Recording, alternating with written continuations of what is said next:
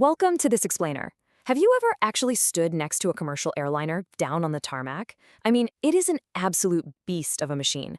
Picture it. It's essentially this massive metal tube, heavy as a literal building, packed with hundreds of passengers, all their luggage, and thousands of liters of highly flammable fuel. When you really stop and think about it, a machine this insanely heavy belongs firmly on the ground, right? Yet, just a few minutes after you board, this incredibly heavy structure simply leaves the Earth behind and glides above the clouds for hours. It's wild. Okay, let's dive into this because this is the ultimate question, isn't it? Let's explore the hidden, completely invisible world of aviation together. We're going to see exactly how a heavy metal machine, which definitely doesn't flap its wings like a bird, totally masters the skies without simply plummeting straight back down to the ground. Here is exactly how we're going to break this all down. We'll look at the physics of flying, powering the giant, steering in 3 dimensions, navigation and instruments, and finally safety, pilots, and structure. All right, part 1, the physics of flying. Now, what's really interesting about this concept is that an airplane is basically in a constant, high-stakes tug-of-war with nature. It has to fight 4 main forces all at once: weight dragging it down, drag holding it back, thrust pushing it forward, and lift pulling it up. Picture the cross-section of a plane's wing, known as an airfoil. It's not just a flat piece of metal, right? It's cleverly curved on the top and much flatter on the bottom. So as the plane speeds down the runway, air rushes over and under that wing. Because of the curved top, the air traveling over it has to move faster, which actually lowers the air pressure. Meanwhile, the slower moving air under the flatter bottom creates higher pressure. And here's the magic. That high pressure pushes up toward the low pressure, effectively lifting the entire wing. But, pressure difference isn't the whole story. Because of the wing's angle, it doesn't just slice cleanly through the air, it physically deflects the air downwards as it moves forward. Enter Sir Isaac Newton's third law. For every action, there is an equal and opposite reaction. So by violently pushing the air down, the air pushes the massive airplane up. It's just a beautifully controlled interaction with our atmosphere. Moving right along to part 2, powering the giant. So for those wings to generate lift, they need an incredible amount of continuous high-speed airflow. Without speed, there is literally no lift, period. So how on earth do we get a machine weighing hundreds of tons moving fast enough to make the air do all that heavy lifting? Well, smaller planes use propellers, but our commercial giants, they rely on massive turbofans. You know that deafening, bone-rattling roar you feel at takeoff? That is essentially the sound of one of humanity's most powerful engines clearing its throat. These turbofans are the beating heart of the aircraft's forward momentum. Let's move to the core mechanics and see how this builds into such massive power. Inside that huge jet engine is a brilliantly controlled cycle of fire and pressure. First up, a giant fan sucks in an enormous amount of air, and a compressor squeezes it incredibly tight. Second, jet fuel is sprayed straight into this highly pressurized air. Third is combustion. It ignites, creating a blisteringly hot, rapidly expanding gas. Finally, this high-pressure exhaust blasts out the back, generating the thrust that violently pushes the plane forward. Plus, in modern turbofans, a huge amount of air actually bypasses the fiery core entirely. It just gets pushed back by that massive front fan to provide even more extra thrust. It's a game changer. Now, a quick point of clarification. Engines do not pull the plane up. They push the plane forward. Thrust creates speed. And as long as the plane has speed, air keeps rushing over the wings, and the wings keep doing their job of lifting the heavy plane. If the plane loses too much speed, the air stops flowing fast enough, the lift disappears, and the plane can stall. So speed is quite literally survival. Part 3, steering in 3 dimensions. Think about this for a second. You have a massive plane, hurtling forward at hundreds of kilometers an hour, suspended thousands of feet in the air. How on earth do you steer this thing? Well, you definitely won't find a car-like steering wheel in the cockpit that just turns left and right. Instead, pilots steer using specific control surfaces that change the flow of air. And this brilliantly illustrates the mechanics of flight. To turn left or right, they roll the plane by moving ailerons on the back of the wings. To climb or descend, they change the pitch using elevators on the tail. And to keep the nose pointed in the perfect direction during a turn, they use the rudder on the vertical tail fin for yaw. It's this intricate, delicate dance of 3-dimensional control, with all 3 surfaces working in perfect harmony. Now, what happens when the plane needs to fly slowly, like during takeoff and landing? As we just established, slow speed means less lift. To counter this problem, the wings actually physically change shape.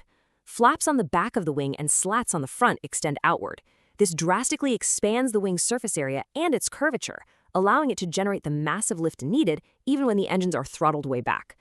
Then, during high-speed cruising, they retract perfectly flush to reduce drag. Pretty clever, right? When it's time to land, the whole game changes entirely. The exact moment those wheels touch the runway, the plane needs to stop acting like a bird and start acting like a really heavy car.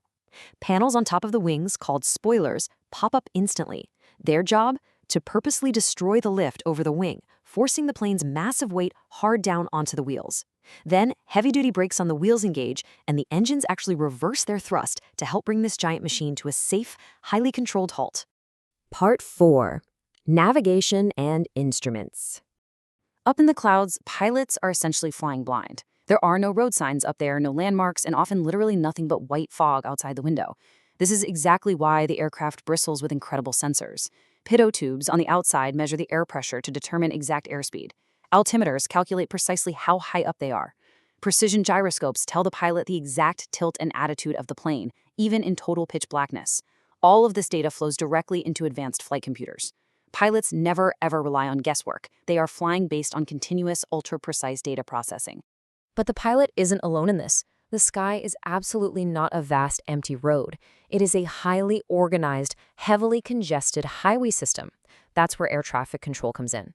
ATC acts as the ultimate traffic director, telling pilots which runway to use, what altitude to climb to, and exactly which invisible routes to follow.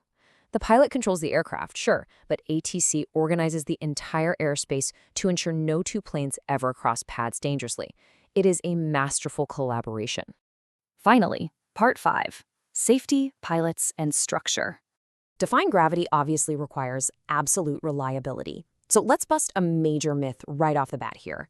A lot of people think autopilot means the pilots are just kicking back, maybe having a coffee, while a computer flies the plane. Totally not true. Autopilot is an incredibly advanced tool designed to reduce human fatigue on long flights by maintaining the set altitude, speed, and heading. However, it never replaces the pilot. The humans are actively monitoring the systems, communicating with ATC, and taking complete manual control for takeoffs, landings, and absolutely any emergency decisions. At the end of the day, humans are the ultimate safety feature. So the crucial point is this, is exactly why every commercial flight has two pilots, a captain and a first officer. It's all about absolute redundancy. One flies the aircraft while the other monitors instruments, handles radio communications, and runs checklists.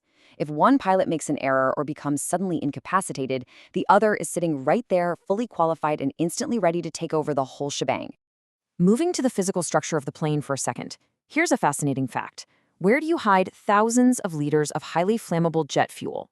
It's not sitting right behind your seat in the cabin. It is strategically stored right inside the wings. The wings are built incredibly strong, and by filling them with heavy fuel, it perfectly distributes the immense weight, keeping the airplane's center of gravity perfectly balanced during the entire flight. And hey, speaking of those wings, if you've ever looked out the window and seen the wing bouncing during heavy turbulence, I know it can look pretty terrifying. But I promise you that flexing is a highly calculated design feature. The internal structure of the wing is built with flexible spars and ribs to absorb the stress of turbulent air, very much like the suspension on your car. If it were completely rigid, it would snap. Bending means it is working perfectly. So, what's the ultimate secret to why a heavy airplane doesn't fall out of the sky? It's that it exists in a state of continuous, dynamic balance, backed up by extreme redundancy. If a hydraulic steering system fails, there's a second one. If an instrument goes dark, there's a duplicate right next to it. Everything from the engines to the computers to the humans flying the plane is meticulously designed so that no single failure can ever bring the giant down. To summarize everything we've unpacked today, an airplane is not just a transport machine. It is a brilliant symphony of aerodynamics, thermodynamics, material science, and human skill. It is truly a masterpiece.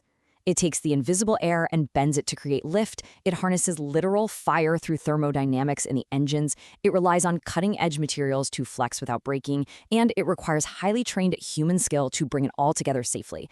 It is a symphony of human achievement that literally conquered the limits of gravity. And just like that, we've reached the end of our explainer. We've deconstructed this heavy metal bird and revealed the physical forces, the roaring engines, the dynamic wings, and the digital brains that make modern flight possible.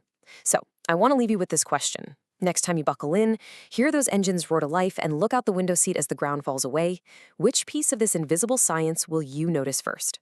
Thanks for joining me on this deep dive, and as always, keep wondering about the incredible world around us.